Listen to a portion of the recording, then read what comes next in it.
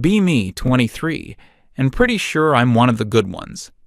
Constantly on Twitter, calling out bad takes and cheering for social justice.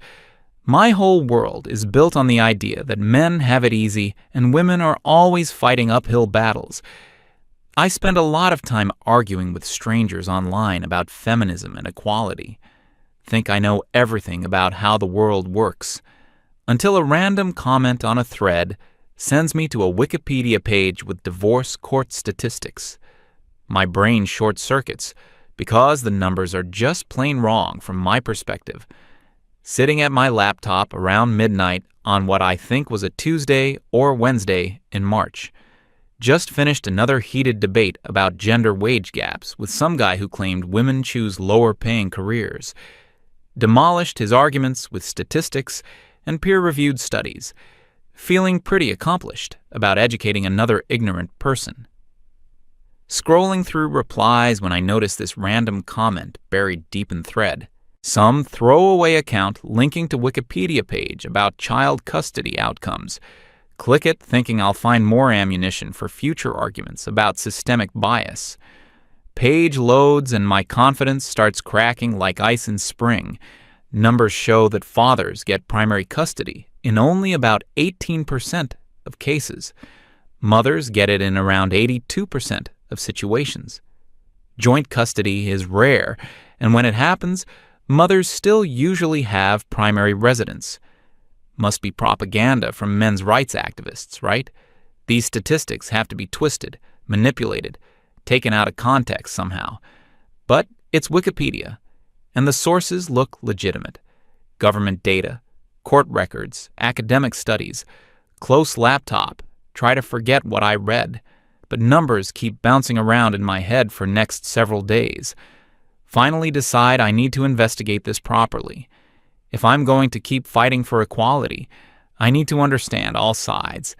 Start visiting men's rights forums and fathers' rights websites, expecting to find cesspool of angry misogynists and woman haters. Plan is simple. Document their lies, expose their hatred, write devastating blog post, create throwaway Reddit account, and start lurking in various subreddits. First few posts I read are exactly what I expected to find.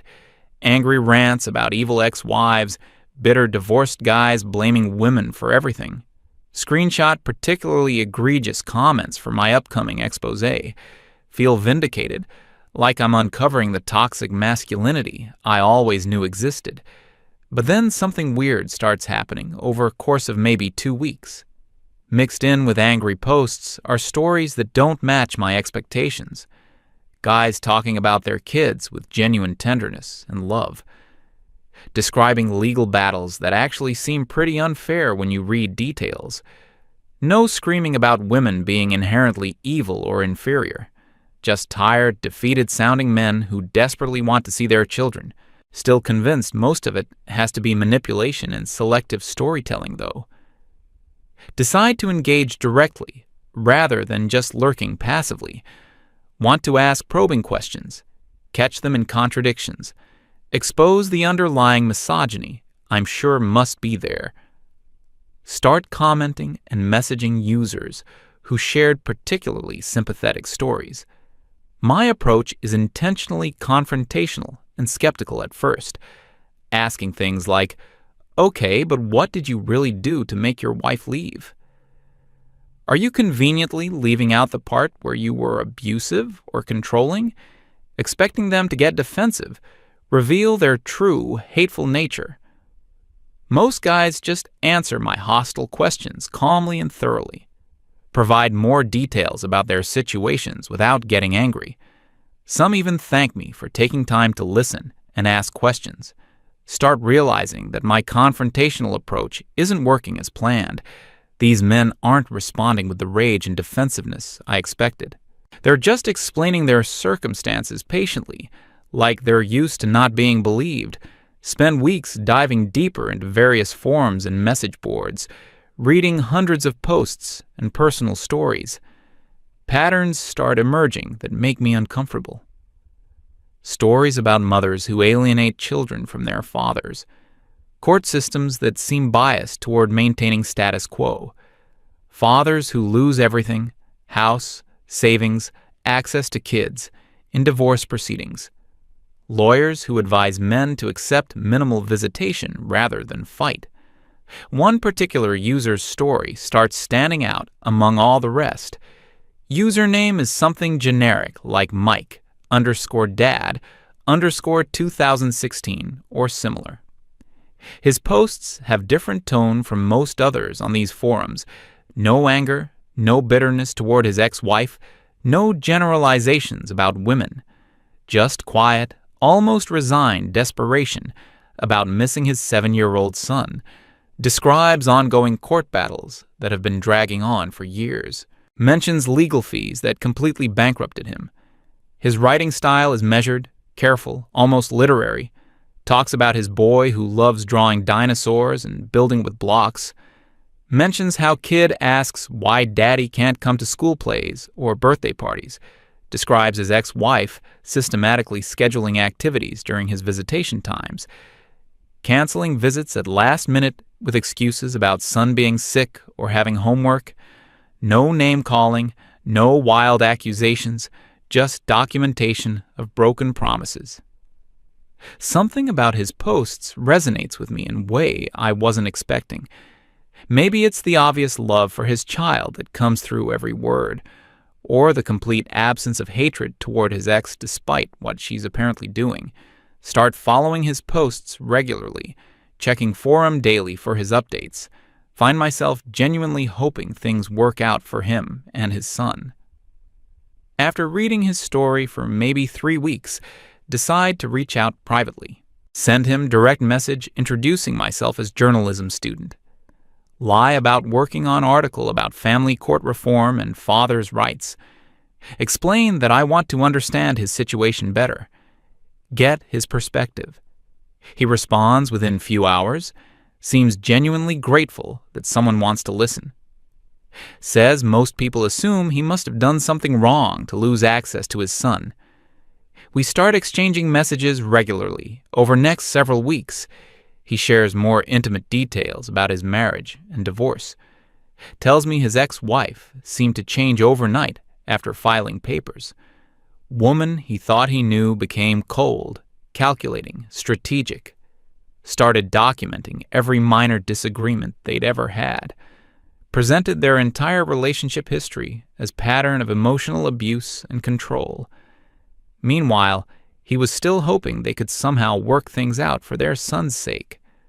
Learned that his ex hired expensive lawyer known for aggressive custody tactics, someone with reputation for playing psychological games and manipulating court proceedings, while Mike could barely scrape together money for basic legal representation. His overworked public defender seemed disinterested in fighting hard. Advised him early on to accept minimal visitation rights and supervised visits. Said that fighting would just drag things out and make everything worse for everyone involved. As weeks turn into months, our conversations become daily routine. He shares updates about court dates, legal motions, attempts to see his son. I find myself genuinely invested in the outcome of his case. Start spending hours researching family law in his state, looking up legal precedents, successful custody challenges, appellate court decisions, sending him articles and case studies that might help his situation. Realize I'm dedicating more time to his case than to my usual activism. Barely posting on my social justice blogs anymore, ignoring discussions about wage gaps and glass ceilings. Friends start asking why I'm not engaging in their feminist debates.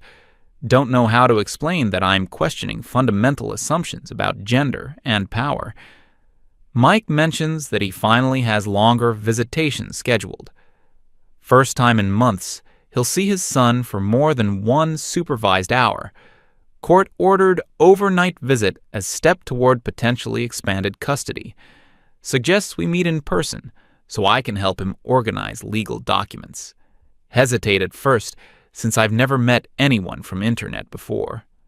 All my friends' warnings about online predators and dangerous men echo in my head. But his case has become deeply personal mission for me by this point. Agree to meet at coffee shop in downtown area on Saturday afternoon. Choose busy public place with good cell phone reception. Tell my roommate where I'm going and when to expect me back. Arrive early to scope out location and choose table with clear view of entrance. Recognize him immediately when he walks in. Looks exactly like profile picture. Appears tired and older than photos suggested, wearing wrinkled button-down shirt, carrying worn leather messenger bag that's seen better days. But he's not alone like I expected. Small boy walks beside him, quietly holding his hand. Kid looks exactly like his father. Same dark hair, same serious brown eyes.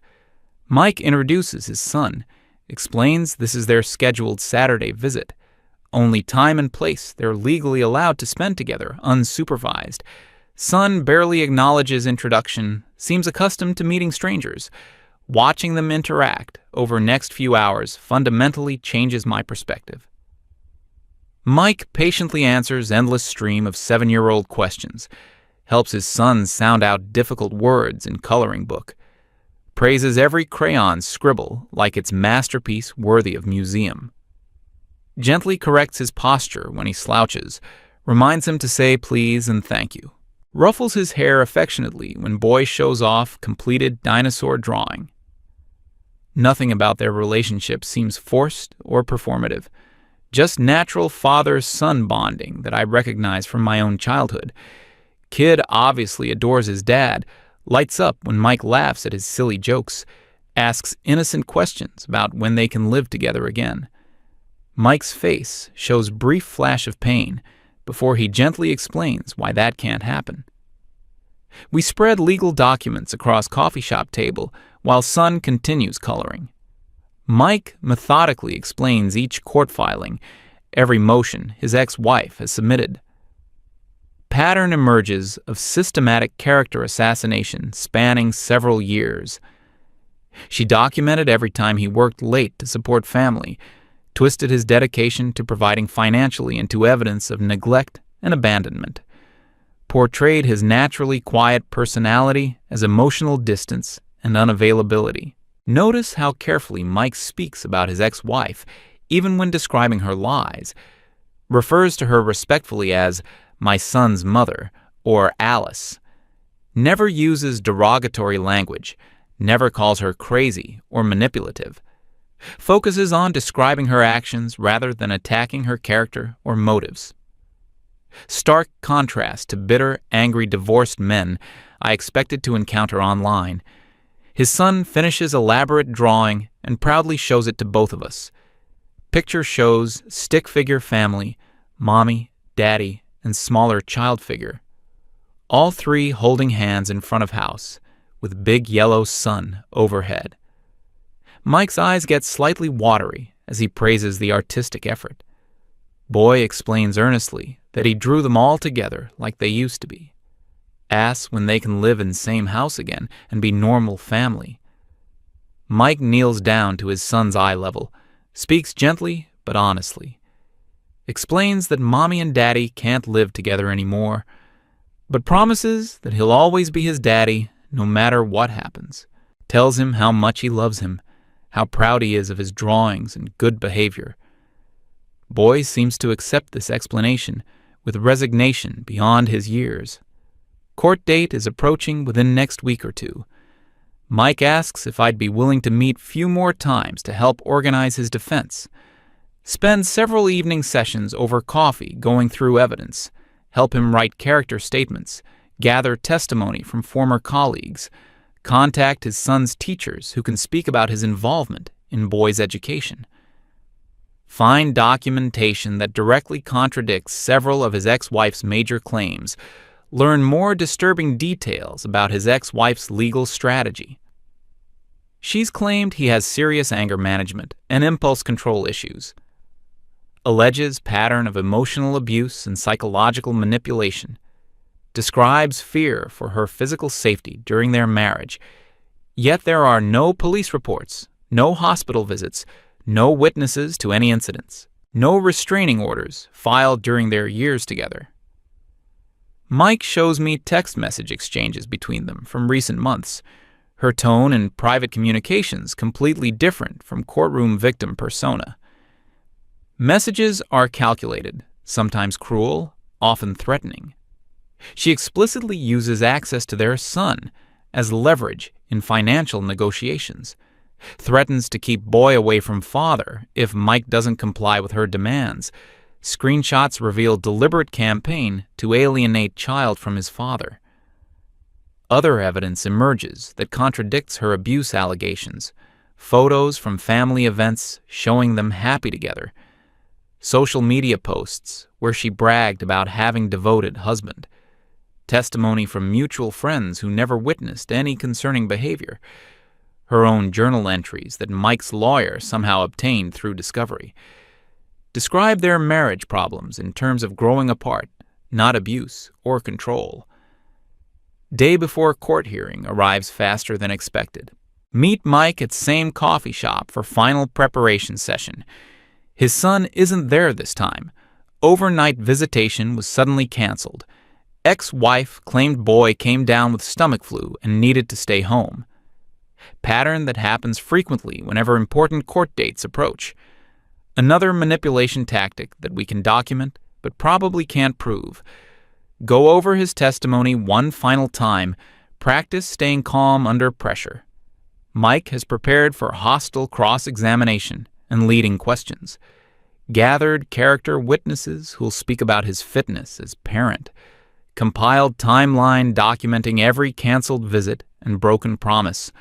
Organized evidence chronologically to show pattern of alienation.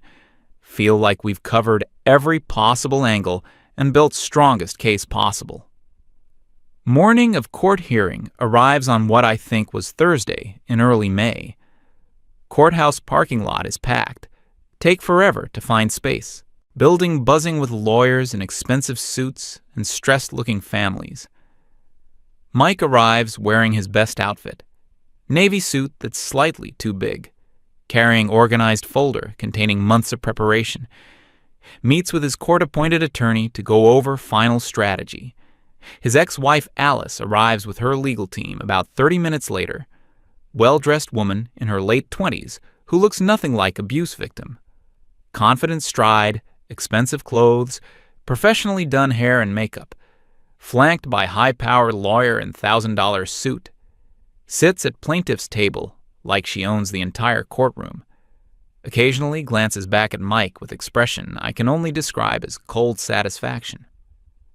Proceedings begin with Mike's lawyer presenting their case methodically, systematically addresses each accusation his ex-wife has made, provides counter-evidence for every claim of abuse or neglect. Character witnesses testify about Mike's gentle nature and devotion to his son. Former neighbors describe him as patient father who was always playing catch in yard. Co-workers confirm he never showed signs of anger, stress, or instability at work. Feel genuinely optimistic as Mike's case unfolds over several hours. Evidence seems overwhelming in his favor. Testimony is compelling. Judge appears to be listening carefully, taking detailed notes. Asks several clarifying questions about timeline of events. Seems particularly interested in inconsistencies in Alice's abuse allegations. Nods approvingly when witnesses describe Mike's character and parenting abilities. Then opposing counsel begins their presentation and everything changes. Completely different approach than I expected based on legal dramas. Barely addresses specific evidence that Mike's side provided. Instead, focuses on emotional appeals and sweeping generalizations. Talks extensively about protective maternal instincts and natural bonds. Emphasizes outdated tender years doctrine and importance of primary caretaker. Watch judge's demeanor shift dramatically during this presentation. Less note-taking, more nodding along with traditional gender role arguments. Opposing lawyer skillfully redirects focus away from documented facts toward assumptions about fathers being naturally less equipped for primary custody. Suggests that Mike's demanding work schedule makes him unsuitable parent. Implies that disrupting current arrangement would traumatize the child. Mike's lawyer objects repeatedly to these generalized statements, points out complete lack of evidence supporting opposing counsel's claims. Judge overrules most objections with barely concealed impatience, allows opposing counsel extremely broad latitude in their emotional arguments. Atmosphere in courtroom shifts perceptibly against Mike's position, can feel momentum swinging toward maintaining status quo. Alice takes witness stand for her testimony midway through second day, completely transforms into convincing victim persona, speaks in soft, trembling voice, occasionally wiping away strategic tears, describes years of subtle emotional abuse that conveniently can't be documented. Claims Mike's naturally calm demeanor was actually sign of controlling, manipulative nature. Portrays his obvious love for his son as unhealthy possessiveness and obsession. Her lawyer leads her through carefully rehearsed testimony, emphasizes her fear during marriage, her concern for son's well-being, describes Mike's work demands as abandonment of family responsibilities, suggests that his desire for increased custody is really about avoiding support payments, paints herself as protective mother trying to shield child from unstable father. Cross-examination reveals multiple inconsistencies in Alice's story. Dates don't align with documented evidence. Details change between tellings. Mike's lawyer catches her in several outright contradictions, but Judge seems completely uninterested in these factual discrepancies, more concerned with her emotional presentation than logical consistency, allows her to elaborate extensively on feelings rather than verifiable facts. Mike testifies on his own behalf during afternoon session, speaks calmly and factually about his relationship with his son, describes specific activities they enjoy together, building models, reading books, explains how Alice has systematically reduced his parenting time over months, presents clear evidence of her deliberate alienation tactics, talks with obvious genuine love about wanting to be present, involve father. His testimony is heartfelt but measured, focused on child's best interests, never speaks harshly about Alice despite years of her sabotage, provides specific examples of canceled visits and broken promises, demonstrates intimate knowledge of son's interests, fears, and developmental needs, explains how current limited visitation arrangement hurts both father and child. Opposing counsel's cross-examination is absolutely brutal to witness. Tries every possible tactic to provoke emotional reaction from Mike, suggests his calm demeanor during testimony proves he's emotionally unavailable, twists his dedication to work into evidence of neglect and wrong priorities, implies that his desire for custody is selfish attempt to hurt his ex-wife, questions his fitness as parent based on living in smaller apartment. Mike maintains remarkable composure throughout hours of hostile questioning, answers every accusation honestly and directly without losing temper, never takes bait when lawyer tries to make him criticize Alice, stays focused on his son's needs rather than personal grievances against his ex. But I can see Judge isn't impressed by his measured, rational responses, seems to interpret his self-control as lack of passion or emotional connection. Closing arguments arrive after 2 exhausting days of testimony. Mike's lawyer methodically summarizes evidence presented, points out numerous contradictions in opposing testimony, emphasizes Mike's demonstrated fitness as parent and his son's obvious need for father, argues passionately that decisions should be based on facts rather than assumptions, reminds Judge of constitutional rights of both fathers and children. Opposing counsel delivers powerfully emotional closing argument, talks about protecting vulnerable mother and innocent child, warns about dangers of disrupting existing custody arrangement, appeals to traditional values and assumptions about maternal primacy, suggests that any change to current situation would traumatize the boy, uses language about natural order and biological imperatives. Judge recesses court to consider decision, asks both parties to return next morning. Mike and I sit in courthouse hallway for a long time without talking. He's completely quiet, hands folded in lap, staring at floor tiles. Occasionally checks phone, hoping for text message from his son. Expresses quiet worry about how ongoing legal battle is affecting the boy. Wonders if he should have accepted original limited visitation arrangement. Spends sleepless night thinking about everything I've witnessed. All my assumptions about gender, power, and justice have been challenged. System I thought favored men clearly works against this particular father. Woman I expected to support as fellow victim appears to be manipulating everything. Facts and evidence seem less important than emotional appeals and stereotypes. Return to courthouse next morning for final verdict. Mike looks like he hasn't slept, dark circles under his eyes. Alice appears confident and relaxed, chatting casually with her expensive lawyer. Courtroom fills with other families waiting for their cases to be heard. Judge enters and begins reading decision in formal, dispassionate tone. Decision covers several pages of legal language and precedent citations. Talks extensively about best interests of child and maintaining stability. Mentions importance of primary attachment and continuity of care. Uses language that sounds objective and child-focused, but feels completely predetermined.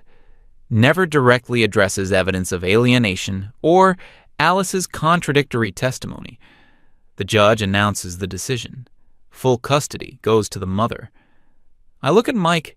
He just sinks in his chair, no fight left in him. His wife smiles, a cold, calculating smile. It's not about what's right. It's about what's easy for the court. I feel completely hollow inside. I went in to help, thinking I could fix a broken system with logic and facts. I was just an idiot who fell for my own illusions. My blog is gone. I can't bring myself to post on it. I learned that the world isn't black and white, and my activism was just a bunch of words in the face of real pain.